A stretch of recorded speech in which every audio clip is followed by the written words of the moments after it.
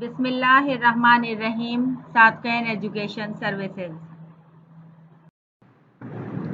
अस्सलाम वालेकुम dear students, this is for class 10 subject physics, chapter number 12 waves and sound, from book page number 229, session number 2. Our first topic is from your book page number 229, example of simple harmonic motion, and first example is simple pendulum.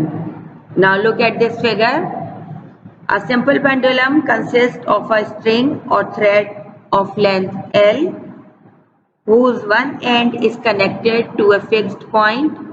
Here this fixed point is shown by S and the other end is connected to a bob of mass m. अब देखिए हमने यहाँ पे string की मदद से एक Bob hang किया जिसका मास m है, such that it hangs vertically downward, so gravity also exists here. When we provide small displacement x towards right side, और यहाँ right side हमने a से डिनोट किया है, ठीक है, तो इसमें डिस्प्लेसमेंट x इसमें प्रोड्यूस होगा and it will start oscillating. जाहिर है जब हम इसे यहाँ से डिस्प्लेस करेंगे बॉब को तो ये ऑसिलेट होना शुरू होगा.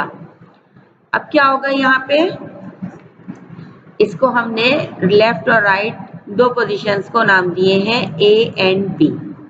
जब इस बॉब को हमने डिस्प्लेस किया मीन पोजीशन या इक्विलिब्रियम पोजीशन O से towards right, new position A बन गई इसकी, यहाँ तक लाकर हमने इसे रिलीज किया है. जब हम इसे रिलीज करेंगे तो ये ऑसिलेट होना शुरू हुआ. ऑसिलेट होगा तो पहले अपनी मीन पोजीशन O की तरफ आएगा और फिर ये उससे आगे लेफ्ट पे नई पोजीशन B की तरफ जाएगा. जो नई पोजीशन जहाँ रुकेगा ये हम उसे B का नाम दे रहे हैं. अब जब ये O दरमियान में O पोजीशन से आगे जा रहा है तो ये ग्रेविटी के अगेंस्ट मूव कर रहा है पोजीशन B तक पहुंचने में, तो जाहिर है इसकी वेलोसिटी डिक्रीज होगी और पॉइंट B पे आके वेलोसिटी बिल्कुल जीरो हुई तो ये रुक गया. ठीक है, जब ये रुका वापस फिर ये मीन पोजीशन O की तरफ आएगा ग्रेविटी की वजह से. अब फिर इसकी वेलोसिटी इंक्रीज होना शुरू हुई और जब ये मीन पोजीशन पे पहुंची तो वेलोसिटी इसकी मैक्सिमम है. उसके बाद ये आगे वापस पोजीशन A की तरफ गया, तो जाहिर है इसकी ये ऑसिलेशन कंटिन्यू रहेगी और ये वापस अपनी पोजीशन A की तरफ आएगा ड्यू टू इनर्शिया. उसके बाद जब ये A पर पहुंचा तो ये क्योंकि ग्रेविटी के अगेंस्ट था इसकी वेलोसिटी यहाँ A तक पहुंचकर जीरो हुई और वापस ये अपनी मीन पोजीशन की तरफ O की तरफ जाने लगा. फिर इसकी वेलोसिटी इंक्रीज हुई एक्शन ऑफ ग्रेविटी की वजह से और फिर ये आगे अपनी पोजीशन B की तरफ गया. B पे पहुंचा फिर इसकी वेलोसिटी जीरो हुई और वापस ये फॉल बैक हुआ मीन पोजीशन की तरफ. इस तरह से इसकी ऑसिलेशन कंटिन्यू रहेगी दो एक्सट्रीम पोजीशंस A और B की तरफ. This is how simple pendulum works. Now we have observed two things. यहाँ पर हमने दो चीजें नोट की. कौन कौन सी? एक तो ये कि वाइब्रेटरी मोशन के दौरान acceleration of this mass of जो कि पेंडुलम का मास है, मास m, it is always directed towards mean position O and this acceleration of the pendulum is directly proportional to the displacement. यानी इसमें दो सिंपल पेंडुलम ने अपनी वही दो बातें पूरी की जो कि सिंपल हार्मोनिक मोशन के लिए जरूरी थी. कौन कौन सी? कि जब भी इसमें simple pendulum is oscillating such that it is directly proportional to acceleration A and which is directed towards the mean position O. Now we will calculate two things of this simple pendulum, time period और frequency of simple pendulum. अच्छा, हमने अभी simple pendulum पढ़ा, उसमें 1 complete round trip उसने दिया था Bob ने अपनी मीन पोजीशन पे, यानी वो अपनी मीन पोजीशन ओ से शुरू हुआ, पहले ए पे गया, ए से वापस रिटर्न हुआ, ओ पे आया, ओ से फिर वो लेफ्ट पे बी तक गया, बी से आने के बाद वापस ओ पर आके रुका, ओ तक पहुंचा, तो इसको कहते हैं हम वन कंप्लीट राउंड ट्रिप और ऑसिलेशन और वाइब्रेशन। तो जो जितना टाइम रिक्वायर्ड होगा इस वन ऑसिलेशन को पूरा करने के लिए, that will be its time period. ठीक है, तो अब हमारे पास क्या है, time required to complete one vibration और oscillation is called time period. Time period of simple pendulum is equals to 2 pi root of L upon G, where L is the length of the pendulum and G is acceleration due to gravity, that is 9.8 meter per second square। अब आप देखें, और पाई क्या है, pi is equals to 22/7 और 3.142। अब यहाँ पर लेंथ हमने ली है, इसका मतलब ये है कि time period is dependent of length, यानी लेंथ का इफेक्ट आता है टाइम पीरियड पे। जितनी ज्यादा लेंथ होगी टाइम पीरियड भी इंक्रीज होगा, या टाइम लेंथ हम कम करते जाएंगे टाइम पीरियड पर भी इफेक्ट आता जाएगा। लेंथ इस पेंडुलम की कम या ज्यादा करने से टाइम पीरियड पे इफेक्ट पड़ेगा। अब आ जाइए फ्रीक्वेंसी। फ्रीक्वेंसी क्या होती है, number of vibrations per unit time is called frequency, यानी F is equals to number of vibrations per unit time 1/T। अब यहाँ पे T की जब हम टाइम पीरियड की वैल्यू रखेंगे जो कि है 2 pi root of L upon G, तो ये रेसिप्रोकल होकर हमारे पास होगा F is equals to 1/2 pi root of G upon L। ठीक है, तो ये आ गई time period of frequency. Now what is seconds pendulum. Seconds pendulum क्या होता है, a pendulum whose time period is 2 seconds is called seconds pendulum, यानी एक ऐसा पेंडुलम जिसे अपनी एक ऐसा पेंडुलम जिसको अपनी एक वाइब्रेशन कंप्लीट करने के लिए 2 सेकंड का टाइम रिक्वायर्ड होगा, उसे हम सेकंड्स पेंडुलम कहते हैं। Now the next topic is resonance from book page number 231. In last slide we have learnt about simple pendulum। कैसे बना था सिंपल पेंडुलम, एक मास को, स्फीयर को हमने बॉब को हैंग किया था एक धागे के साथ एक फिक्स्ड सपोर्ट से। वहां पर कौन सी चीज काउंट हो रही थी, लेंथ ऑफ दैट स्प्रिंग। ठीक है, तो वो लेंथ हमने एक सर्टेन लेंथ का पेंडुलम हमने बनाया। अब क्या है, अब अगर हम इस पेंडुलम को स्लाइटली डिस्टर्ब करेंगे तो क्या होगा, it will begin to oscillate, ये वाइब्रेट होना शुरू हो जाएगा।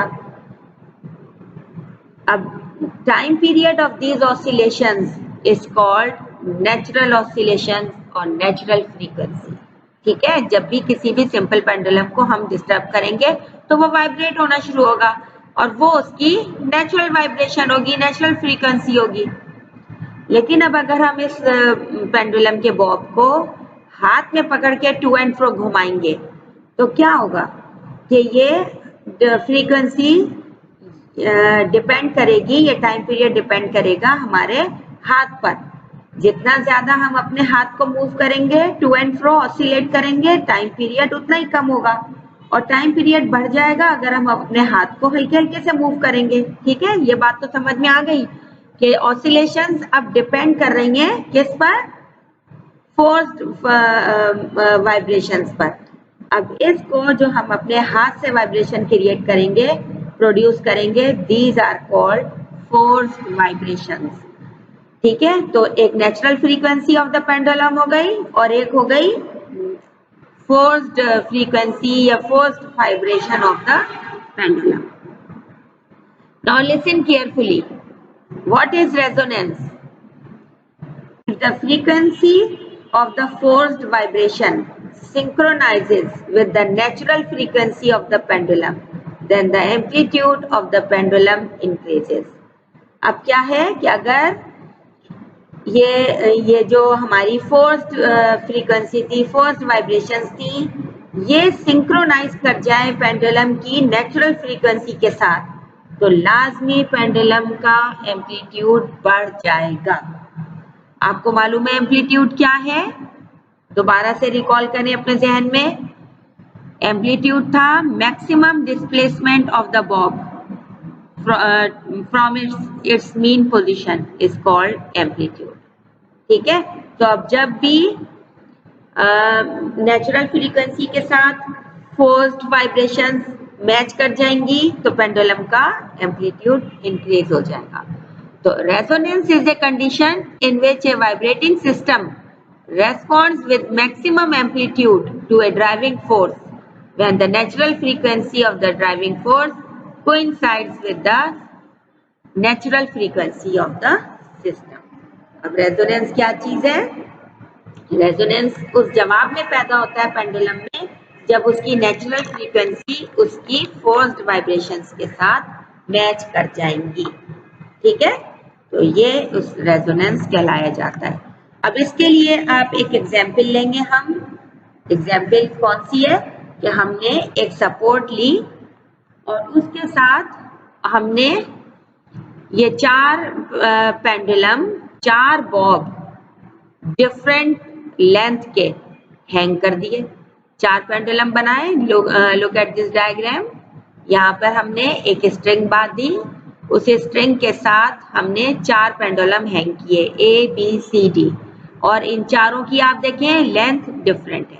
ए बी से मुख्तलिफ है, बी की लेंथ सी से चेंज है, सी और ए की भी नहीं मैच करती लेंथ, और सी और डी की भी लेंथ डिफरेंट है। Now here we have four pendulums of different length. अब लेंथ का मतलब, डिफरेंट लेंथ का मतलब ये है कि इन चारों की का टाइम पीरियड भी डिफरेंट होगा। ठीक है, अब हमने एक पांचवा पेंडुलम यहाँ हैंग कर दिया ई के नाम से, और ई की और बी की लेंथ आप चेक करें, दोनों पेंडुलम की सेम है। ठीक है, अब क्या होगा? अब जैसे ही हम पेंडुलम ई को स्विंग करना शुरू करेंगे, पेंडुलम ई को हमने वाइब्रेट करना शुरू किया, इसमें हमने स्लाइटली डिस्टर्ब किया, तो क्या होगा? ये स्विंग होना, इसकी ऑसिलेशन स्टार्ट हो जाएंगी ई की, पेंडुलम ई की। और इसके साथ साथ ये जो चारों पेंडुलम है, ये चारों भी वाइब्रेशन इनमें भी स्टार्ट हो जाएगी। जाहिर है क्योंकि पेंडुलम ई की ने इस वायर पर असर डाला, जिसकी वजह से इसकी बाकी के चार भी मूव करना शुरू हो गए पेंडुलम। अब क्या होगा? Natural frequency of these four will be same, but the frequency of this pendulum will change or will match with the frequency of pendulum E. Pendulum E के साथ पेंडुलम B की फ्रीक्वेंसी मैच कर जाएगी, और क्या होगा? क्योंकि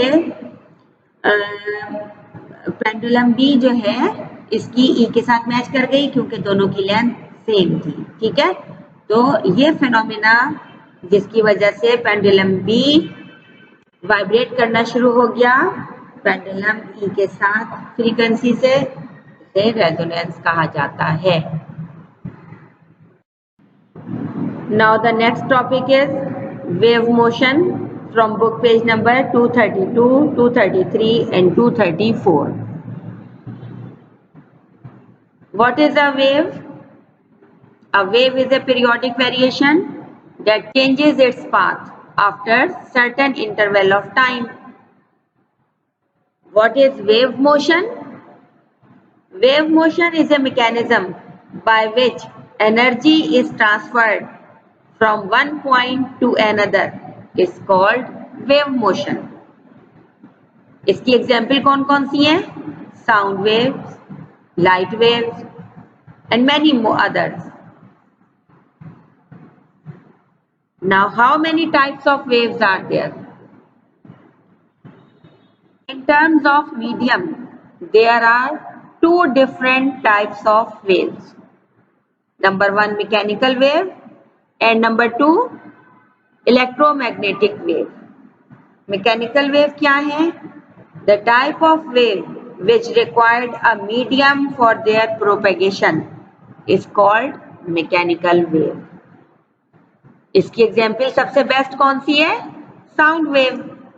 sound wave को ट्रेवल करने के लिए मीडियम की जरूरत होती है. ठीक है. Second, electromagnetic wave. The type of wave which do not require any medium for their propagation is called electromagnetic wave. In waves को किसी भी मीडियम की रिक्वायरमेंट नहीं होती, वो इलेक्ट्रोमैग्नेटिक वेव है. इसकी सबसे बेस्ट एग्जांपल लाइट वेव्स. ठीक है. लाइट वेव्स हमारे पास कितने दूर दराज फार एरिया सन से हमारे पास पहुंच रही हैं, जबकि दरमियान में कोई मीडियम भी नहीं है, स्पेस है खाली. तो अब हमारे पास ये तो थी टाइप्स ऑफ वेव्स. अब in terms of mode of vibration, अभी हमने टाइप्स ऑफ वेव्स देखी इन टर्म्स ऑफ मीडियम. अब in terms of vibration types of waves कितनी है? टू टाइप्स ऑफ वेव्स हैं, लॉन्गिट्यूडनल वेव और ट्रांसवर्स वेव्स. लॉन्गिट्यूडनल वेव और ट्रांसवर्स वेव में हम पहले ट्रांसवर्स वेव को देखते हैं. इसकी कौन कौन सी एग्जांपल्स हैं, क्या है ये? The type of wave in which direction of motion of wave and particles of the medium are perpendicular to each other is called transverse wave. ठीक है. The type of wave in which direction of motion of wave, यानी wave की जो direction है वो और उस medium के जो पार्टिकल्स हैं वो एक दूसरे के परपेंडिकुलर हैं, तो उसे हम ट्रांसवर्स वेव कहते हैं. अब जब ये वेव की आप डायग्राम देखें, ये वेव जो है ये कैसे इसकी वेव मोशन हो रही है, और ये जो एक स्ट्रेट लाइन डली हुई है ये आपको इसका मीडियन है, और ये वेव जो है ऊपर नीचे इसके ट्रेवल कर रही है. ट्रांसवर्स वेव है क्योंकि ये एक दूसरे के ये पार्टिकल्स और जो direction of wave of motion है परपेंडिकुलर है. अब आप देखिए यहाँ पे दो चीजें आपको समझ में आ रही हैं. अच्छा, ट्रांसवर्स वेव्स की एग्जांपल कौन कौन सी हैं? Radio waves, light waves, microwaves, water waves, पानी जैसे चलता है, यानी ये मूवमेंट लाइक स्नेक होगी. ठीक है. अब ये क्या है? इसमें दो तरह के चीजें आप देख रहे हैं. एक तो क्रेस्ट फॉर्म हो रहा है और एक ट्रफ फॉर्म हो रहा है. ट्रांसवर्स वेव में maximum displacement of the particles above it's mean position is called crest. अब क्रेस्ट किसे कहा जाता है? आपने देखा कि ये मीन पोजीशन से दो चीजें फॉर्म हो रही हैं, क्रेस्ट और ट्रफ. ऊपर वाले पोर्शन को क्रेस्ट कहा जाता है और नीचे वाले पोर्शन को ट्रफ कहा जाता है. अब अगर मैं कहूं positive maximum part, positive Y axis of a wave is called crest. ठीक है. क्रेस्ट क्या है? Maximum displacement of the particle तो हो गई मीन पोजीशन से, और अगर हम इसको कहूं positive maximum part of the wave that is positive Y axis, crest हो गया ये ऊपर वाला area, it is called crest. नीचे वाले को हम ट्रफ कहते हैं. नेगेटिव मैक्सिमम पार्ट यानी negative Y axis of a wave is called trough. Transverse wave में maximum displacement of the particles above its below the particle, below its mean position is called trough. ठीक है. Crest और trough आपकी समझ में आ गए होंगे. और ट्रांसवर्स वेव्स क्या है, वेव और वेव मोशन क्या है. I hope you will understand this. Now what is longitudinal wave? The type of wave in which direction of motion of wave and particles of the medium are parallel to each other is called longitudinal wave. अब देखिए आप ये figure देखें, इसमें मैंने क्या कहा कि direction of motion of wave, यानी ये जो वेव चल रही है इसकी डायरेक्शन और पार्टिकल, मीडियम के पार्टिकल्स एक दूसरे के पैरेलल चल रहे हैं, इसे हम लॉन्गिट्यूडनल वेव कहते हैं। ठीक है, और इसकी एग्जांपल साउंड वेव हो गई। स्प्रिंग की जो वेव्स, आप इसको ऐसे भी समझें कि जो वेव्स इन स्प्रिंग होती हैं, स्प्रिंग की जो शेप है वही लॉन्गिट्यूडनल वेव्स होती हैं। बेस्ट एग्जांपल है इसकी साउंड वेव, हमारी sound waves are longitudinal waves. अच्छा, अब इसमें दो तरह की चीजें फॉर्म होती हैं, कौन कौन से? कंप्रेशन और रेयरफेक्शन। यहाँ पर कंप्रेशन किसे कहा जाता है? कंप्रेशन कहा जाता है particles of medium when close to each other in pressing each other, this group of particle is called compression। यानी ये जो एक दूसरे को प्रेस कर रहे हैं ये पैरेलल होकर, इन्हें हम कंप्रेशन कहते हैं। और रेयरफेक्शन कहते हैं ये जो लॉन्गिट्यूडनल वेव्स में पार्टिकल्स हैं मीडियम के, ये एक दूसरे से फार अपार्ट हैं, थोड़ी दूर हैं, इन्हें हम रेयरफेक्शन कहते हैं। Now look at this figure. Rarefaction क्या है? जब ये मीडियम के पार्टिकल्स, लॉन्गिट्यूडनल वेव होती है, उसके पार्टिकल्स होंगे मीडियम के, एक दूसरे के करीब नहीं होंगे, यानी ये दूर दूर होंगे। स्प्रिंग को जैसे आप खोल दें तो ये रेयरफेक्शंस कहलाए जाते हैं। इसके लिए आप प्रीवियस स्लाइड की फिगर देखिएगा, वहां मैंने ये रेयरफेक्शन एक्सप्लेन किए हैं। Now the wavelength of transverse waves क्या होती है और वेवलेंथ ऑफ लॉन्गिट्यूडनल वेव क्या होती है?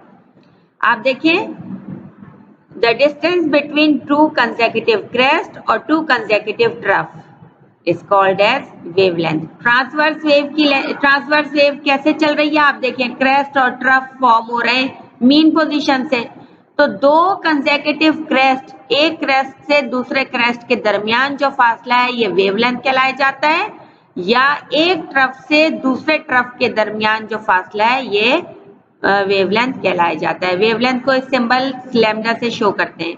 वेवलेंथ ऑफ लॉन्गिट्यूडनल वेव क्या होगी कि the distance between two consecutive rarefactions और two consecutive compression is called its wavelength. दो कंसेक्यूटिव रेयरफेक्शन के दरमियान फासले को वेवलेंथ कहते हैं, या दो कंसेक्यूटिव कंप्रेशंस के दरमियान फासले को वेवलेंथ कहते हैं। आई hope you will understand this. Now here is your homework, question number 1, define resonance, wave motion, types of waves in which you will explain longitudinal waves and transverse waves. Also describe their crest, trough and rarefactions and compression, and also write down their examples. Okay students, learn and write these questions in your copy. Thank you. Allah Hafiz.